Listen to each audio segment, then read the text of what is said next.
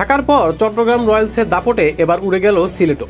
BPL এর খেলা এবার চট্টগ্রামে না গেলেও বন্দরনগরে যাচ্ছে কি তবে এবার ট্রফিখানায়? আগের ম্যাচে 123 রানের অবিচ্ছেদ্য পার্টনারশিপে 10 উইকেটের জয়, পরের ম্যাচে 115 রানের জুটি। সিলেট ও ঢাকা দুই ম্যাচেই দুই ওপেনারে জোড়া 50। নাইম ও রসিংটনে ওপেনিং জুটি ভাঙাই কি এখন সবচেয়ে বড় চ্যালেঞ্জ দলগুলোর জন্য? টুর্নামেন্ট শুরুর ঠিক একদিন আগেই মালিকানা ছেড়ে চলে যায় ফ্র্যাঞ্চাইজি নেওয়া নতুন গ্রুপ। একের পর এক নাম তুলে নেয় বিদেশি স্টার প্লেয়ারগুলো। মালিক নেই, বিদেশি খেলোয়াড় নেই।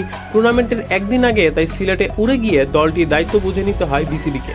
এরপর থেকেই যেন পেছনে ফিরে তাকাতে হয়নি দলটিকে। 4 ম্যাচের মধ্যেই জিতেছে 3টিতে, আছে পয়েন্ট টেবিলের সবার উপরে। বোলিংই চিটাগাংয়ের এই দলের মূল শক্তি।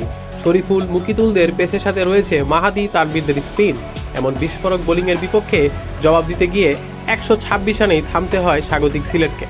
পরবর্তী ম্যাচে আগের ম্যাচের মতোই আরামায়েশ করে 4 ওভার হাতে রেখে 9 উইকেটে হারিয়ে দেয় চট্টগ্রাম। টানা 250 মারা নাইম 52 রানে আউট না হলে জয়টা আসতে পারত আবারও 10 উইকেটেই। রসিংটন আসার পর থেকে দুর্বল ব্যাটিং লাইনআপটাই যেন এখন বনে গেছে চিটাগাংয়ের মূল শক্তির